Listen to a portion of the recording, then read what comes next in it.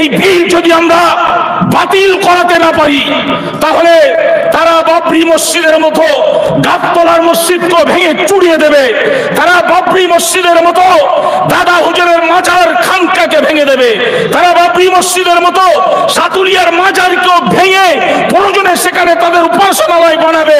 কোনোভাবেই আমরা আটকাতে পারবো না। এখনো আমাদের কাছে সময় আছে যে আমরা চাই আমাদের মসজিদ থাকবে না, ভাঙবে। যদি মনে করেন, যদি বলেন যে তা কি করে সম্ভব যে আমাদের মসজিদ থাকবে না, যারা বাবরি মসজিদ নিয়ে লড়াই করেছিল তারাও বলেছিল যে বাবরি মসজিদের জায়গায় কোনোদিন মন্দির হবে না, বাবরি মসজিদ আমরা রক্ষা করবই। রক্ষা কিন্তু শেষ পর্যন্ত হয়নি। কোন একজন বক্তা বলছিলেন, সম্ভবত গোলাম মোস্তফা ভাই বলছিলেন যে ওরা একটা মসজিদ নেওয়ার জন্য 70 বছর আইনি লড়াই করার পরে মসজিদটা হাসিল করে সেখানে মন্দির বানিয়েছেন। ওই জন্য লড়াই আর ওরা করবে না। বিল এনে যে মসজিদটা পছন্দ হবে সে মসজিদটাকে ক্লাব ঘর বানাবে, যে মাদ্রাসাটাকে পছন্দ হবে সেই মাদ্রাসাটা পার্টির অফিস বানাবে, যে দরগাটা সে ফুরফুরা শরীফের দাদা হুজুরের মাজার হোক, ভাঙড়ের সুলতান আসগার আলী শাহর মাজার হোক, আর ঘুটিয়া শরীফের মোবারক আলী শাহর মাজার হোক, আর হাড়ুয়ার গোরাচাঁদের মাজার হোক, মোদিদের যে মাজার পছন্দ হবে সেই মাজার বুলডোজার দিয়ে ভেঙে সেখানে তারা আড্ডাখানা তৈরি করবে, পার্টি অফিস তৈরি করবে। আর যত বড় মসজিদ হোক না কেন, তাদের সকলের চোখ সেই মসজিদের উপরে পড়লেই সেই মসজিদ তারা পার্টি অফিস বানাবে।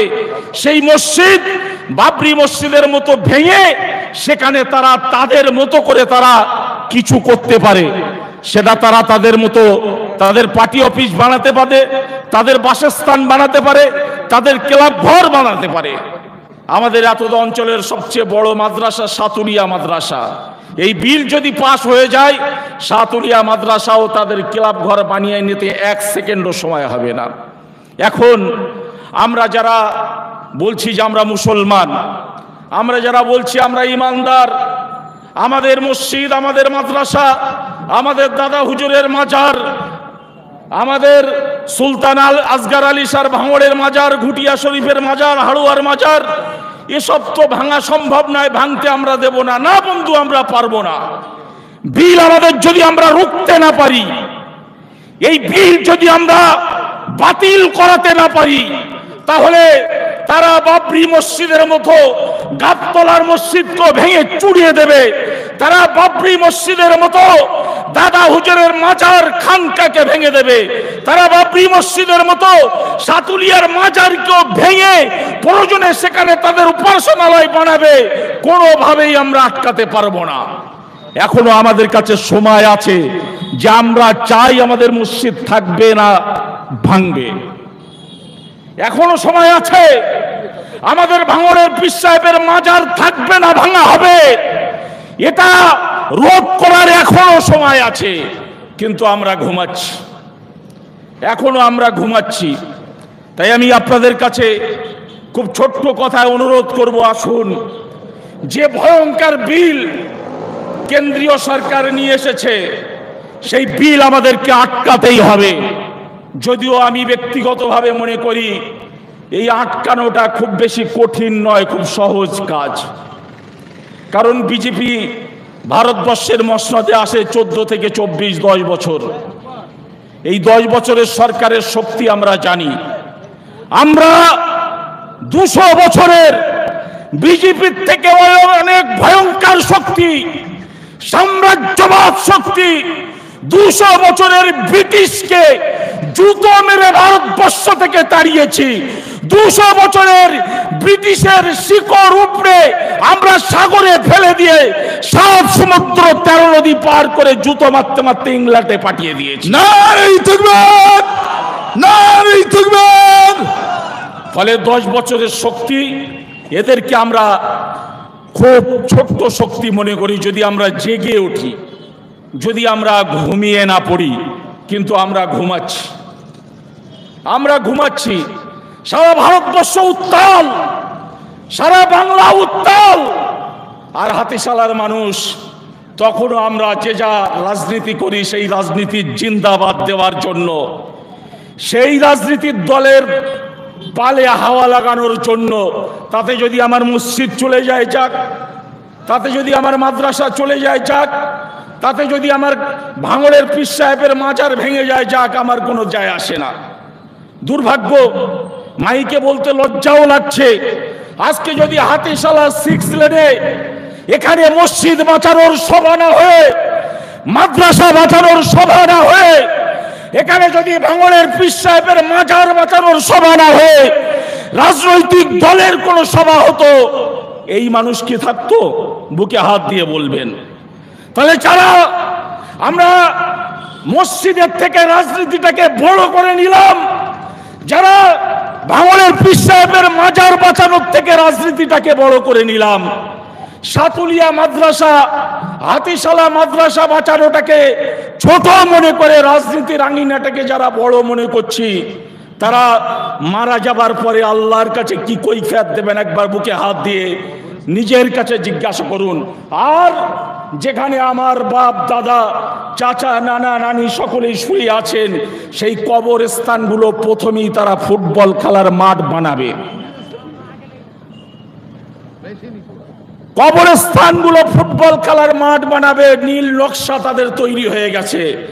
এখন আপনি যদি চান আরএসএস এসে আমার বাপের কবরের উপরে ফুটবল খেলুক, তাহলে এই সভায় আসার দরকার নেই। আপনি যদি চান আমার গ্রামের মসজিদ ভেঙে যাক, তাহলে এই সভায় আসার দরকার নেই। আপনি যদি চান দাদা হুজুরের মাজার আর ভাঙড় পীর সাহেবের মাজার ধূলিসাৎ হয়ে যাক, এই সভায় আসার দরকার নেই। আর আপনি যদি মনে করেন যে এগুলো থাকা দরকার, ভাই আমার কবরস্থান যদি ফুটবল মাঠ হয়ে যায়, আমার মসজিদ যদি ভেঙে যায়, আমার খানকা আমার দরবার যদি ভেঙে যায়, আমার মাদ্রাসাগুলো যদি ভেঙে যায়, আমাদের বেঁচে থেকে কোনো লাভ আছে? বেঁচে থেকে কোনো লাভ আছে? আরে শিয়ালের মতো 100 বছর বাঁচার থেকে সিংহের মতো গর্জন দিয়ে একদিন লড়াই করে শহীদ হয়ে যাওয়াটা উত্তম মুসলমানদের জন্য। তাই আসুন, দীর্ঘ বক্তব্য রাখবো না, শরীর অসুস্থ নেই আমার আরো একজন সাংগঠনিক গুরু আজকের এই বিশাল কর্মকাণ্ডের যিনি নেতৃত্ব দিচ্ছেন, হযরত মাওলানা কামরুজ্জামান সাহেব, তিনিও এসেছেন, তার মূল্যবান বক্তব্য রাখবেন। আমি শুধু একটা ছোট্ট ঘটনা বলে আমি আমার বক্তব্য শেষ করব। একটা ছোট্ট ঘটনা বলে শেষ করব।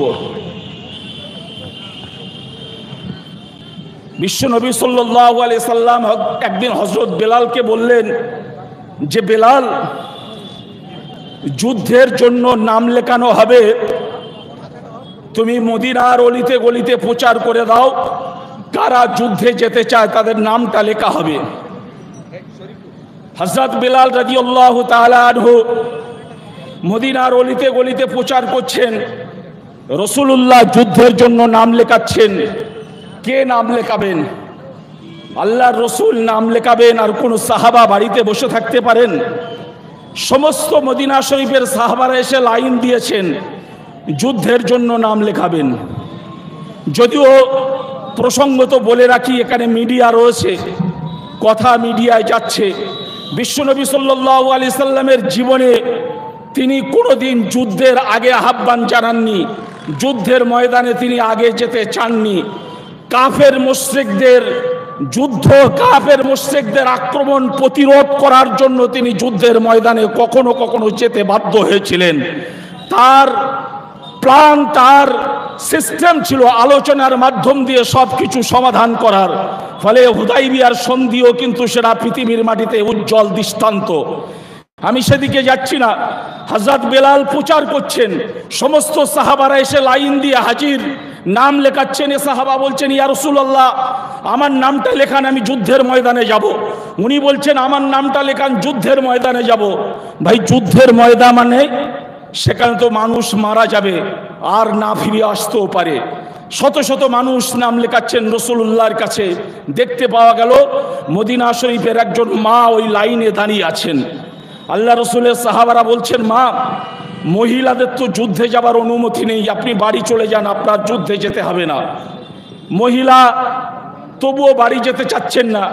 রাসূলুল্লাহ দূর থেকে দেখতে পেলেন যে একজন মহিলার সঙ্গে সাহাবাদের কথা কাটাকাটি হচ্ছে। আল্লাহ রসুল বললেন, সাহাবারা, মদিনার ওই মাকে আমার সামনে নিয়ে আসুন। মদিনার ওই মাকে সামনে নিয়ে আসা হলো। জিজ্ঞাসা করছেন রাসূলুল্লাহ সাল্লাল্লাহু আলাইহি সাল্লাম স্বয়ং যে আপনি কেন এখানে এসেছেন? মহিলাদের তো যুদ্ধে যাবার অনুমতি নেই। মদিনার ওই মা বলছেন, ইয়া রাসূলুল্লাহ, আমি জানি মহিলাদের যুদ্ধে যাবার অনুমতি নেই, কিন্তু আমি আমার নাম লেখাতে আসিনি। আমি আমার 5 বছরের বাচ্চার জন্য নাম লেখাতে এসেছি। আমার 5 বছরের ছেলে যুদ্ধে যাবে, ইসলামের জন্য, দ্বীনের জন্য শহীদ হয়ে যাবেন। আমি মা হিসাবে আমার 5 বছরের বাচ্চার শহীদ দেখতে নাম লেখাতে এসেছি। আল্লাহ রসুল বললেন, মা, বাচ্চাদেরও যুদ্ধে যাবার অনুমতি নেই, আপনি তাকে নিয়ে চলে যান। মা, মদিনার মা সেদিন কাঁদতে কাঁদতে বলেছিলেন, ইয়া রাসূলুল্লাহ, ইয়া হাবিবাল্লাহ, আমি জানি আমার এই 5 বছরের বাচ্চা তরবারি নিয়ে কাফেরদের বিরুদ্ধে যুদ্ধ করতে পারবে না, লড়াই করতে পারবে না। তবে আমি মা জানি কাফেররা আমার রসুলের বিরুদ্ধে যখন তীর ছুড়বে, আমার রসুলের বিরুদ্ধে যখন বল্লভ ছুড়বে, ইট মারবে, পাথর মারবে, ইয়া রাসূলুল্লাহ, সেই সময় আমার এই 5 বছরের বাচ্চাটাকে ঢাল হিসাবে ব্যবহার করে তার বুকে তীর আর বল্লভগুলো নিক্ষেপ হবে, আর আমার রসুল জিন্দা থাকবে।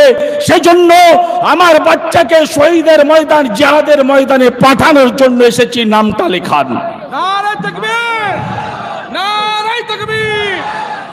আমরা জলসাগুলোতে গিয়ে লক্ষ লক্ষ টাকা খরচ করে রসুলের নামে দরুদ পড়ে প্রকৃত উম্মতে মুহাম্মাদি সাজার চেষ্টা করছি, আর আমাদের চোখের সামনে নবীর ঘর মাদ্রাসাগুলো ভেঙে দেওয়ার জন্য মোদি চেষ্টা করছে।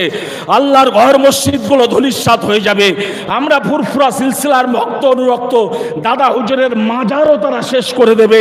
তারপরেও যদি চুপ করে বসে থাকি, তাহলে বসে থাকি, কারো কিছু বলার নেই। আর যদি মনে করি জীবন চলে যায়, যাক, নবীর ঘর মাদ্রাসা বাঁচাবো, আল্লাহর ঘর মসজিদ বাঁচাবো, তাহলে অবশ্যই আগামী মঙ্গলবার 19 নভেম্বর 1টার সময় শহীদ মিনার ময়দানে এসে আরেকবার জানান দিতে হবে যে ভারতবর্ষের মুসলমানরা জীবন দেওয়ার জন্য তৈরি আছে, কিন্তু নবীর ঘরে হাত দিতে দেবে না, আল্লাহর ঘর মসজিদ ছিনিয়ে নিতে দেবে না। এই শপথ নিয়ে যদি কলকাতায় আরেকবার আওয়াজ তুলতে পারি, আমরা নিশ্চিত ব্রিটিশদের মতো ল্যাজ গুটিয়ে মোদিরাও ইনশাআল্লাহ পালাবে, এ বিশ্বাস আমাদের আছে। এই বলে আগামী 19 তারিখে সকলকে আসার আহ্বান রেখে আমি আমার ইতি বিক্ষিপ্ত সংক্ষিপ্ত বক্তব্য এখানে শেষ করছি। খোদা হাফেজ, আসসালামু আলাইকুম।